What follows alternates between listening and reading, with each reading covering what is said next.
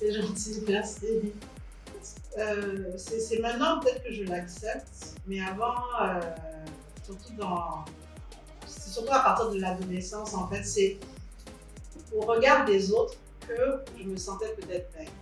J'avais pas encore cette appropriation peut-être de j'imagine que, étant toute jeune fille, là, on se trouve jamais belle, on trouve toujours les autres plus beaux que soi ou plus belles que soi. Donc, je dirais peut-être que c'est dans mon âge adulte que j'ai vraiment peut-être vu cette beauté-là. Ah ben je me sens très bien dans ma peau, hein. Vraiment là, je suis bien, je suis vraiment bien dans ma peau. Et j'aime la personne que je suis, vraiment. Bon, j'ai toujours aimé beaucoup les vêtements. Donc, depuis mon jeune âge, j'aime toujours essayer de m'habiller un peu différemment. Et je pense que voilà, quand je faisais des petites créations à la maison et tout, et que je trouvais ça vraiment pas mal et puis différent, là, je me trouvais vraiment belle et puis bien. Une inspiration de... Non, je suis pas du genre vraiment à me voir dans la beauté d'autres femmes. Je suis plus du genre à me regarder moi-même et voir vraiment qui je suis et si je me trouve belle ou pas. Mais j'ai jamais eu vraiment une star ou une idole me disant j'ai vraiment envie de lui ressembler. Non, j'ai jamais été ce type de jeune fille. Je dirais que c'est maintenant qu'on a beaucoup plus ce concept de beauté noire. C'est sûr qu'un peu plus jeune, on avait plus des exemples de beauté, soit de métissés ou de femmes à peau blanche. C'était un peu plus les références et moins les peaux noires, mais de plus en plus, je me souviens quand il y avait des émissions de mannequins avec, je pense, Tyra Banks. Je ne sais plus comment ça s'appelait là, l'émission, mais bref, c'est là qu'on a vu qu'il y avait vraiment une diversité de femmes avec des beautés aussi différentes, l'une après l'autre, et que voilà, pour moi, c'était là que j'ai vraiment vu que il y avait en fait une flopée de beauté sur laquelle peut-être on pouvait peut-être s'identifier. On nous met dans une certaine catégorie parce que premièrement, on n'est pas blanche et on n'est pas noire foncée. Donc c'est toujours un peu compliqué surtout parce que j'ai plein d'amis en fait qui sont vraiment foncés aussi de peau. Mais peut-être qu'il y a un regard différent. On se dit ah ben elle n'est pas noire, donc on ne peut pas peut-être comprendre certaines difficultés peut-être que d'autres femmes noires ont. Et pourtant, on sait pas aussi nous à un moment donné aussi comment se situer, comment se catégoriser en fait dans ces deux types de catégories, je dirais. Femme blanche versus femme noire, on est vraiment au milieu, mais moi je m'approprie plus en tant que femme. Voilà, je ne suis pas la femme conventionnelle qui va être là, qui va se taire quand je lui dis quelque chose. Non, je dis ce que je pense et je fais aussi un peu ce que je dis. Donc, moi, peut-être c'est ma façon, peut-être pas de défier, mais de montrer que nous, femmes aussi, on est capable de faire beaucoup plus d'autres choses que peut-être la femme au foyer, ou peut-être dépasser un peu la stigmatisation peut-être des femmes africaines ou guinéennes, parce qu'on est ici en Guinée, on est capable de faire aussi autre chose. Et qu'on a les atouts, on a la beauté, on a l'intelligence, et on est capable de faire des choses. Je ne dis pas que la femme c'est l'homme, je pense que chacun a sa place. Ça c'est vrai, on est en Afrique, on reste en Afrique, ça je le respecte, mais il faut qu'on donne un peu plus de place à la femme parce qu'elle est capable de faire beaucoup de belles choses. Bah oui, complètement. Comment? Parce qu'avant, je trouve que je faisais beaucoup pour les autres. Beaucoup pour les autres, toujours les autres. Et je pense que, bon, après ça, chacun aussi a son histoire dans sa vie, il a beaucoup de difficultés, des épreuves qui forgent aussi un peu plus le caractère, qui a forgé sûrement aussi mon caractère. coup, j'ai commencé peut-être à penser aussi un peu plus avant. Et la fille, la Sadie d'avant, qui était beaucoup plus, elle se donne sans penser à elle, mais c'est plus ça aujourd'hui. Là, je pense à moi et je pense aux autres. Je pense que c'est important de pouvoir se regarder soi-même et de se dire où on a envie d'aller. Parce que à the end of the day, c'est toi qui crée aussi un peu ton chemin, avec l'aide de Dieu, bien sûr. Moi, mon concept de beauté, c'est vraiment d'être soi-même, de s'accepter comme on est. Et puis, je veux dire, on est ce qu'on est. On ne peut pas devenir quelqu'un d'autre. On ne peut pas avoir des yeux bleus, on ne peut pas avoir des yeux verts. On reste avec les attributs. Non, et il faut savoir aussi trouver une certaine beauté dans ça. On se regarde au miroir, là.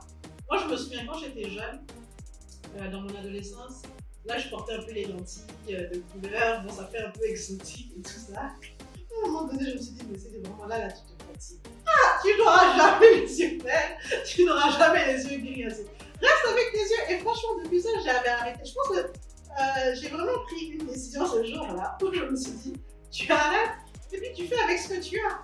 Et je pense que c'est là que j'ai commencé à m'aimer tel que je me voyais aussi.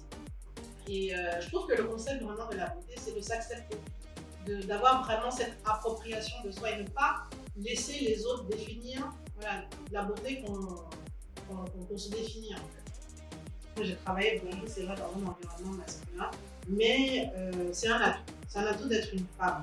Parce qu'on reste en fait une femme, on ne sera jamais des hommes. Là. Donc, à un moment donné, il faut venir aussi mettre l'accent aussi un peu sur cette féminité. Et voilà, c'est toujours agréable d'être avec quelqu'un voilà, qui prend peut-être un peu plus soin et il y a beaucoup plus d'impact. Franchement, si je vois des femmes voilà, qui sont très intelligentes, qui se négligent peut-être un peu, c'est toujours un plus vraiment voilà, de garder cette féminité-là parce que ça peut aussi ouvrir aussi certaines portes. Ça, c'est hyper important. Quand je me sens le matin, ça c'est sûr que non. non.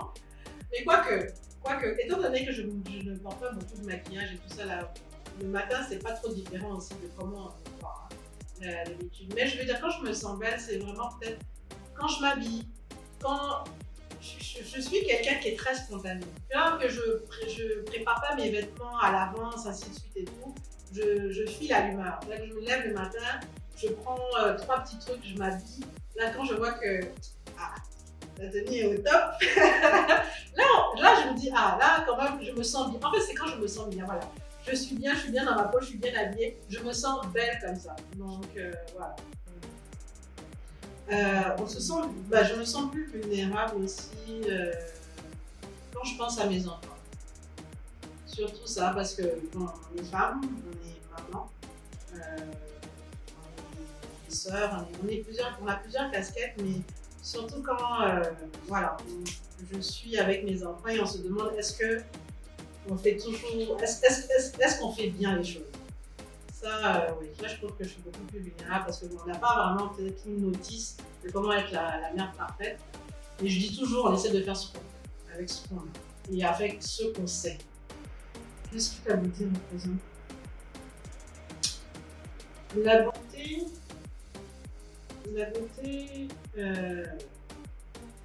beauté vient beaucoup plus de l'intérieur, je dirais.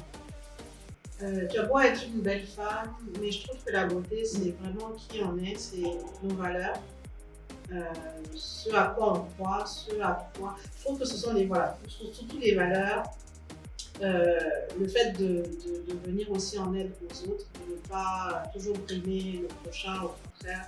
Vraiment, j'admire beaucoup les personnes vraiment qui utilisent cette beauté intérieure-là pour pouvoir faire transparaître leur beauté extérieure. Pour moi, c'est vraiment ça la signification de la beauté. Vraiment ce qui est de l'intérieur et ce qui est bien de l'intérieur surtout.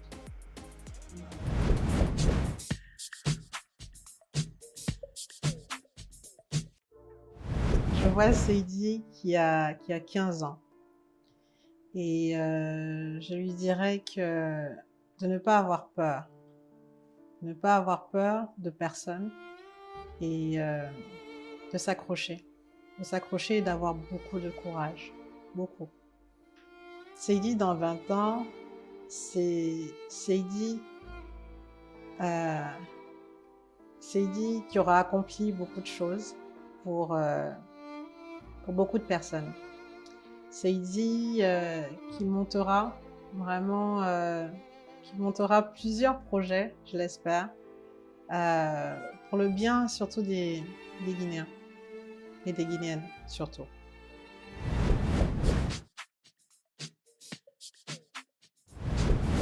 Mon beurre de karité et rose de Paris, tout le temps. Alors, mon pot de beurre de karité, mon blush et mon mascara. Beurre de karité. C'est charmant. C'est parti, vite comme ça. Enfin, la partie de mon rendu, on m'en sourire. Je dépasse un peu les limites. Voilà.